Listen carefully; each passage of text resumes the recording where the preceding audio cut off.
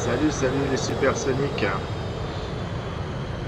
Pour ceux qui suivent mes vidéos, vous allez voir quelques similitudes vu que je viens de faire la vidéo du Su-57 autour du Rafale. Alors, ce cher Rafale, je l'ai tellement attendu, je l'ai payé bonbon et je vous avoue que je suis content de l'avoir parce que j'attendais qu'il arrive depuis tellement longtemps cet appareil et je vous avoue que je suis pas déçu.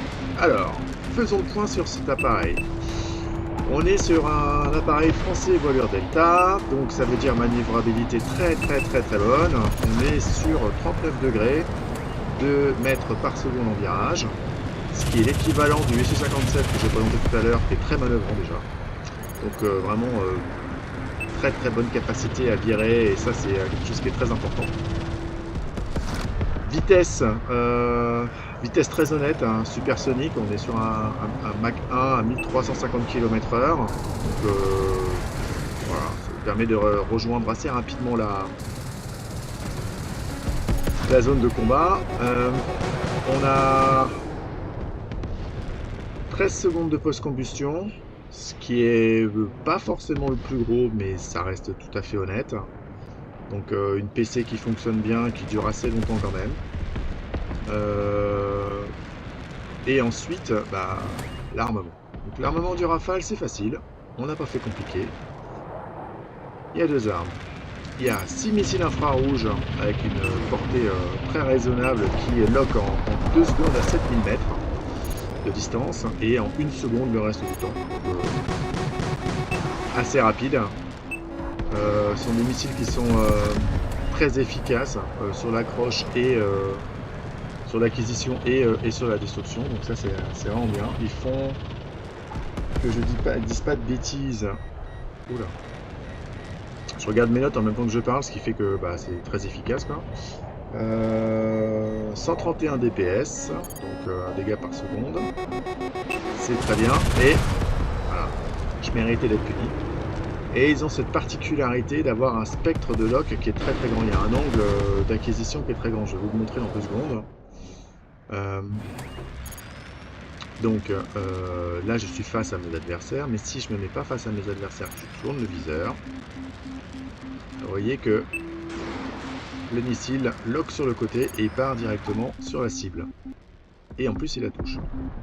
Et ça c'est pas mal dans une carte comme épreuve où il y a beaucoup d'espace sans obstacle. De cette capacité à aller chercher de l'adversaire là où il n'est pas, c'est-à-dire dans vos 12 heures, et pouvoir accrocher et détruire. Et ça c'est vraiment un gros plus. Donc moi je fais ça souvent, je scanne autour, là j'ai un F1 qui est à mes 3 heures, et le missile il y va tranquille, et il l'a détruit. Ça c'est quand même un truc, c'est chambé si je puis dire. Je sais que le J20 fait ça aussi, et j'avoue que c'est assez bluffant. Ensuite moi j'ai la particularité, enfin la spécialité du Rafale, puisque je l'ai acheté, j'ai acheté le package, c'est que je peux être invisible à mes adversaires, donc j'aimerais bien réussir à en trouver un pour le montrer. Voilà. Si je me mets face aux adversaires, voilà, là le F1 il peut plus me loquer, c'est genre pas possible pour lui. Ça dure un certain temps, donc là j'ai 17 secondes avant que ça recharge.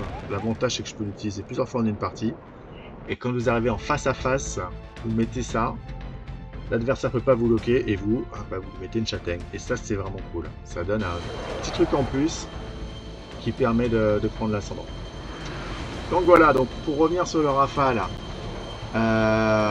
évidemment je le recommande, évidemment c'est un excellent appareil, on le voit partout, tout le monde l'a acheté et il perf toujours vraiment bien.